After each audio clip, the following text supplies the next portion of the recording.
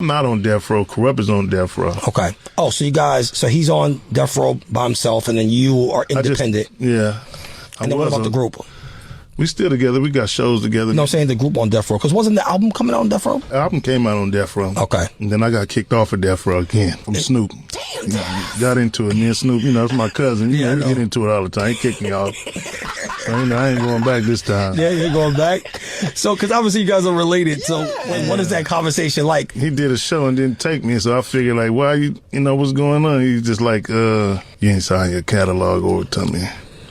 And I'm like, I'm keeping it. You know what I'm saying? It's worth a lot.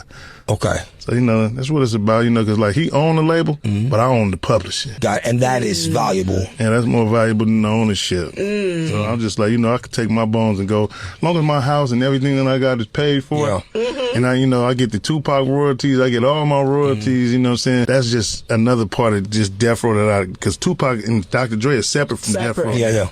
So it's like, all the albums that Snoop had on Death Row, it deplenished now. He only got 3 albums on there. All them records. So everybody took their records back. So, he only got Doggy Style, Dog Father, Murder Was the Case, The Dog Pound, which I'm coming to get, and my solo album. After them, you only got about 3 albums left on there. Yeah. So can you explain for the average, like, fan or listener, like, how this went? Because he acquired the rights to Death Row. Yeah. And then he acquired... But he didn't have to pay us from the past.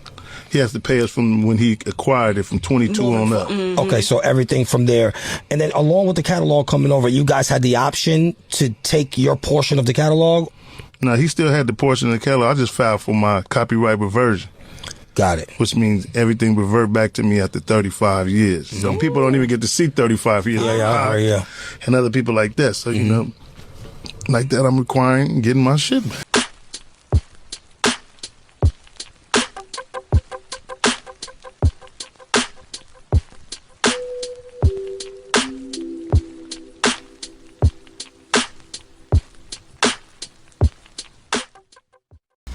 Yo, so we back in here for another edition of F-ya-Motha, and been off the wagon for a few days type shit, but I think this is fucking stupid, and this further shows more unsavvy business acumen among black people in the industry. Never mind white men fucking up the catalog, stealing, publishing, all types of shit. You got black folks that these niggas are related, so at the very least they should have been able to come to a compromise, right? But one nigga want to be greedy. He want to get all the money instead of share the money, which is ironic because while he has the publishing for Tupac's songs, he probably don't have 100%. The estate of Tupac probably is getting a percentage. He's getting a percentage. And it's just like, I could see if Snoop was like unrelated to him or he was Suge Knight, but the fact that these niggas are cousins, you can still share money. Either party is either being greedy. At the end of the day, for hip-hop, this is stupid because if he owns Death Row Records, the catalog or a portion thereof should be a part of Death Row Records. Like, he like to say that Tupac and Dr. Dre's music was separate from Death Row. Now, Dre, I kind of understand because Dre was part owner, architect of Death Row from his inception.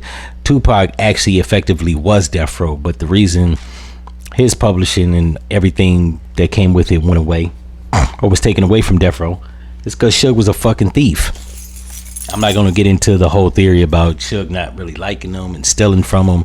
It's a lot more convoluted than that. And to be realistic, I think Tupac was actually sharing the money he was generating from Death Row, i.e. paying Nate Dogg's child support and people's apartments, because if you listen to all his interviews, that was the type of nigga he was. So I don't think Suge was necessarily stealing from him. I think it was a multitude of things. I think it was him sharing money that he generated from Death Row, and he clearly didn't have a problem. And I don't see Tupac getting punked out by Suge Knight. A lot of hoe ass niggas be Suge, man. Suge was 6'3", 380 pounds. That's not that fucking big. I'm 5'8".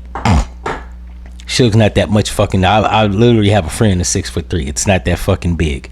I think niggas was just pussy, so they revere Suge as some big threat. But I think that all in all, the music should have been. There should have been a compromise between Snoop and Daz because they cousins, right? But I have cousins that's hoe ass niggas, so I I'll play devil's advocate and say I understand, but it's still, from just a business standpoint, it sounds stupid.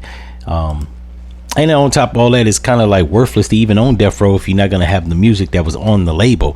People go to the website to go buy the music or download it or whatever, and they can't download certain songs that they know it grew accustomed to being part of Deathrow. Like I was growing up during Deathrow. I remember The Chronic. I remember Doggy Style, The Dog Pounds, Above the Rim soundtrack, Super Cop soundtrack, and several other, you know what I'm saying, music. Afro, Lady of Rage.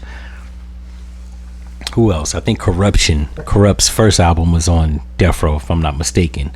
The 213, like it's just it the breaking of the music or having it. Now you got to go to Daz's website, and as much as he likes to think that he can sit on the music, and I like Daz in some of his songs, right?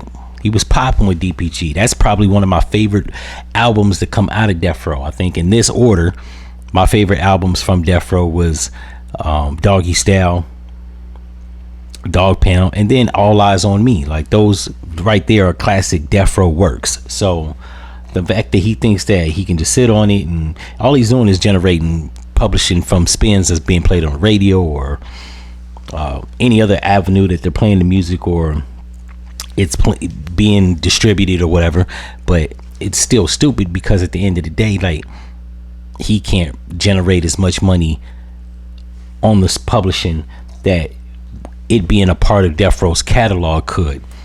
But some niggas is greedy. Some niggas don't believe in sharing money, even family members. Those be the worst niggas, and they always say the family be the worst to do business with. Me personally, if I did business with some cousins, I think I could probably come to a compromise where everybody can eat and everything could be kind of resolved, but who knows? Maybe all the rumors about Snoop being a bitch ass nigga and a snake, they probably are true. So that's probably that.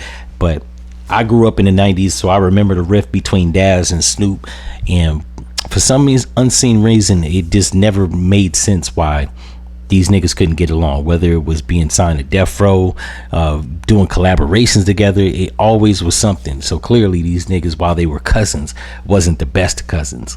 And this is actually sad for hip-hop, that, like, I look at other people of the other ethnic backgrounds, whatever rift they have or tiff they have, they typically work it out for the sake of, like, this is business. We can make more money compromising with each other than trying to do, like what they say, it's better to share a percentage of something than get 100% of nothing.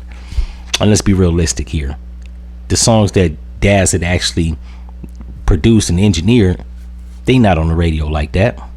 As much as I like Dog Pound, Let's Play House is not getting spun. New York, New York is not getting spun. Hell, I love Ambition as a writer, but when was the last time you heard that on the radio, if ever?